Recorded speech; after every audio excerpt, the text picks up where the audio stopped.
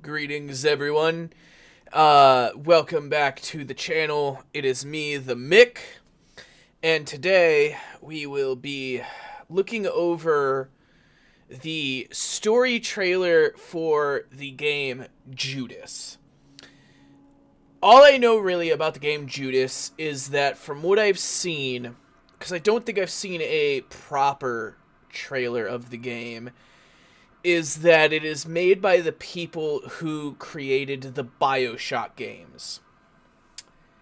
And if you don't know, Bioshck is one of my favorite games of all times.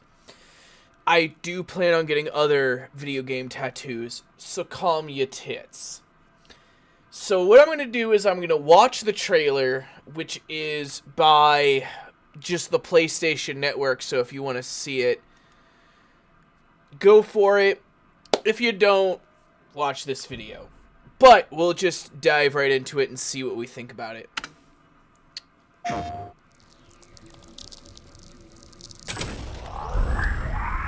From the creator of Bioshck. Hi, Dad. Say hi back. Of course they know. What if I told you that every word you say is being recorded? Okay, every word I'm saying. thought you've ever had. Every thought. Your love. It's a robot and a dude. Fear. Your hate. We're just planted in your brain like weeds in a garden. Okay. What would you do to free yourself? We both know the answer to that question. Do we? Nothing.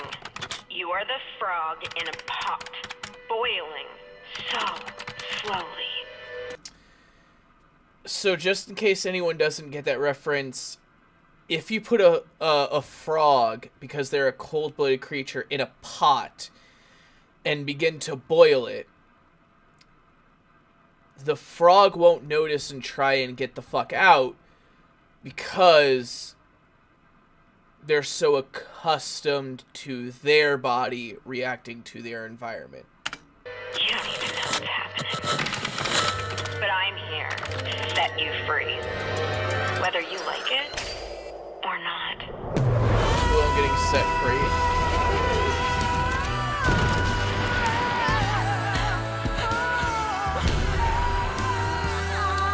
That's a thumb. That's a double barrel. That's a melee. That looks like plasmids. More plasmids, more guns.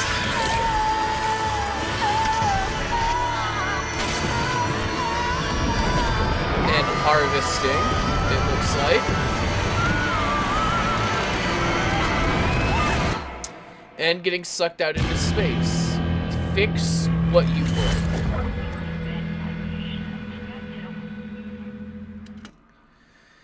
Okay, so I'm gonna assume that that's the end of the trailer. First off, I love the whole antagonist bit that they wired us into with this woman right here.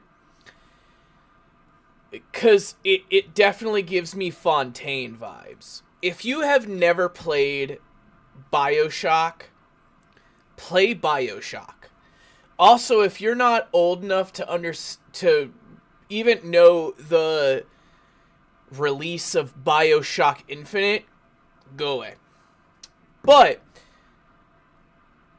it's giving very much vibes of like who can be trusted. Another thing I like, let's see if I can find it. Yeah, so like right here, the antagonist vibes.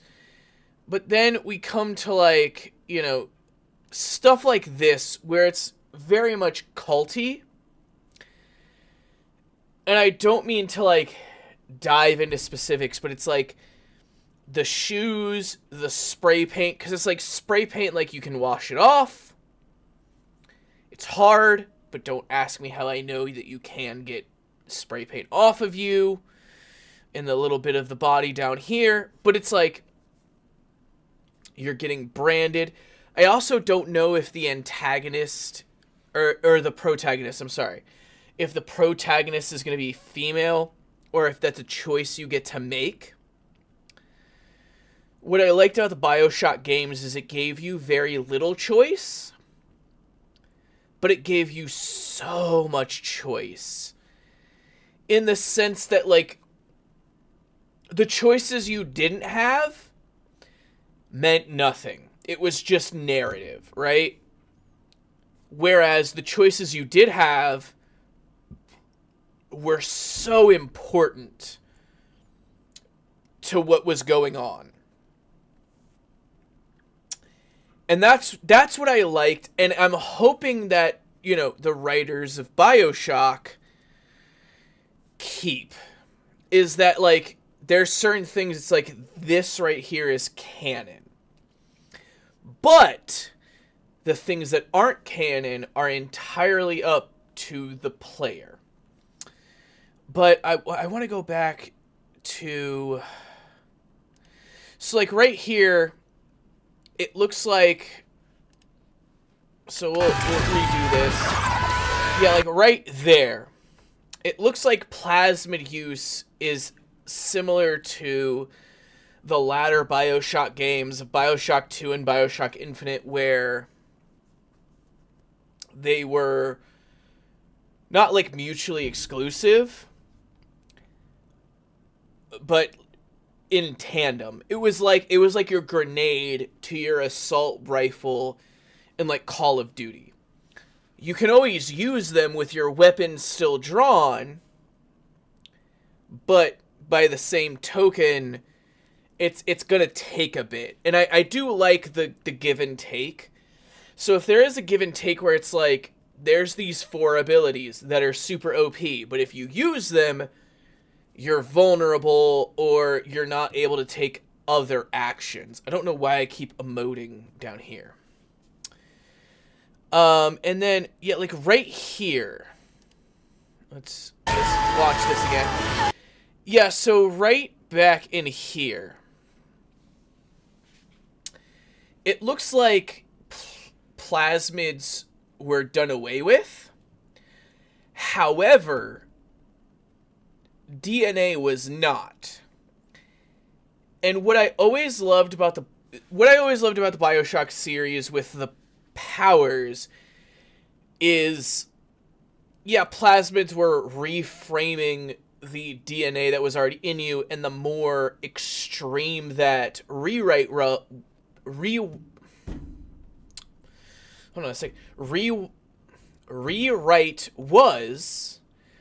the more it affected your body and brain, because your brain wasn't meant to handle that, and neither was your body. However, it looks like it's, at least with Judas, from what I'm seeing, because I'm not going to research this game at all. Like, the second it comes out, I'm playing it. I don't give a fuck what happens or what I'm tasked with.